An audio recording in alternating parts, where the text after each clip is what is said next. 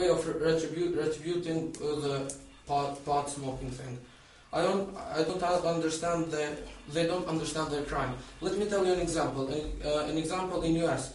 There were two guys, an 11-year-old and a 13-year-old. They were okay.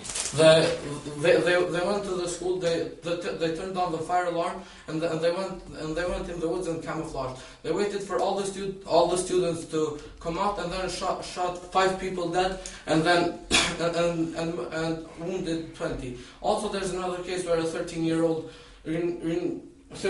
master planned an action and killed 15 people. They understand their crime.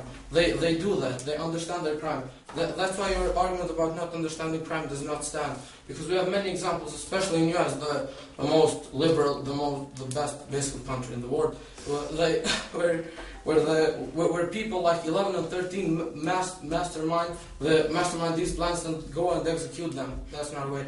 Also about the repaying of the vocational training. Okay, I'd like also to link this to the criminal record. Okay, they have a vocational training, and you said that in the criminal record they won't mention where they got cured. So that would probably make them illegal, and that your vocational training plan to repay back to the economy won't work. So there you go. All your points do not stand, and I'd like to go back to our arguments. Our first argument still stands and has not been refuted. By prioritizing retributive system over a rehabilitative system will promote a safer society. As I said, well, when we know that the person that committed the crime is behind the bars 1,000 miles away, we will feel safe. But if we know that in 3 months he's going to be back, that's unsafe. We can't go to sleep like that.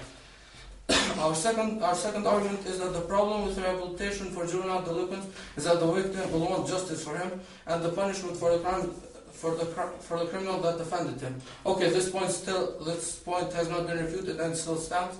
And we are not going back to an eye for an eye era.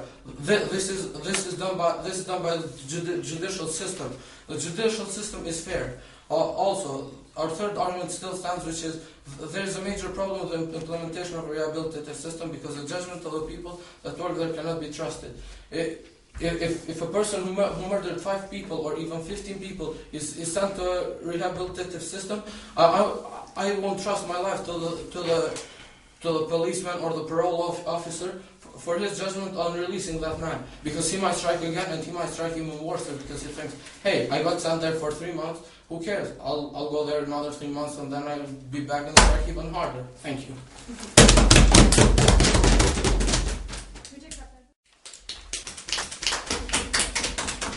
Can people be released from jail?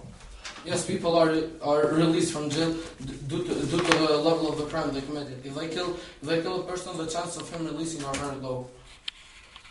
Thank you. How are fires retribution? Could you repeat that, please? How are fires retribution? Fires? Fines, you mean? Fines. Yeah, fines are a way of punishment, and punishment is basically retribution. So if do I need to explain my whole thing again about the fine and the pot and the jail pot thing? If a 13-year-old staged a massive shooting, do you think he has a mental disorder? Well, as I explained, they're mastermind, they're master plans of 11 and 13-year-old children who killed 5 to up to 20 people. That's not a mental disorder. That's because of they know that a mental disorder does not make you turn on the fire alarm and camouflage in the forest. Okay, thank you.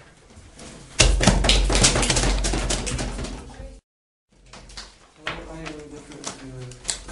the affirmative speaker, and I would like to say that we have 3 arguments that prove that we will protect more human rights with rehabilitation instead of rehab. With the rehabilitation, we have studies that prove that 10 to 20% that recidivism is it's gonna go lower with 10 to 20%. That we will, and less recidivism means that we have less crime rate and we have more human rights protected. Second argument is that they told us that the small children are mastermind, they have master plans. That's actually a proof that children are very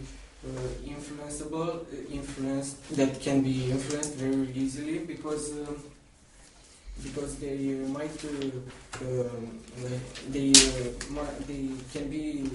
they can inspire from films or TV or news and create those master plans. They don't just make them. They think about killing 20 people and make a plan.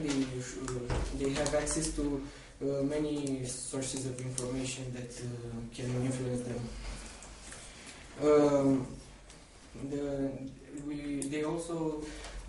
We also asked them if the 13-year-old that they told us had mental disorders, and they didn't ask.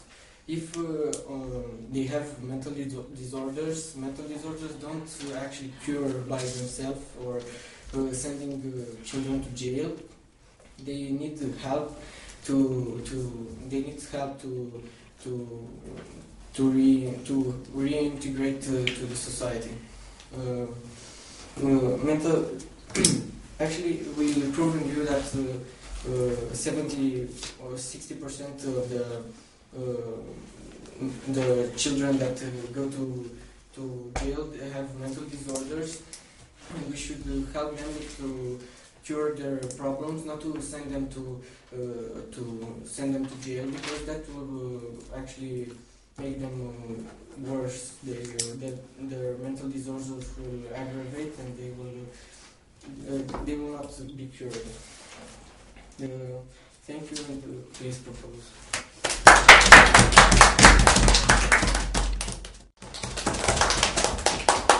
Hi, I'm Petra. Hello to the judges, to my opponents, and the whole people in this room.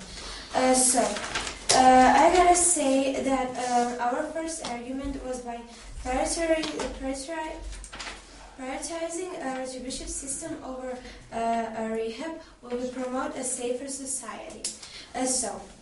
We had an example, which there is a juvenile smoker, and if his father finds out that he's smoking, and they punished them and him, and he'll realize that he can't smoke because he will get punished. If we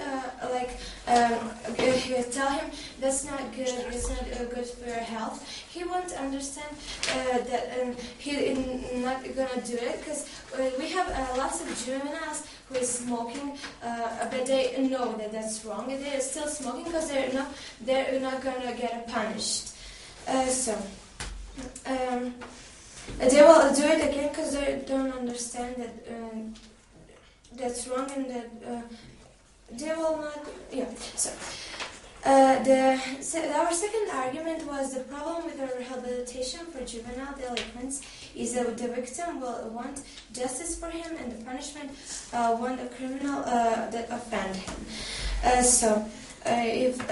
Example, if someone kills my brother, I want him to be punished, not to be in a rehab and after 3 months get out, because maybe he won't understand that he has wrong. He maybe act in a rehab that he understands, but then go out and do a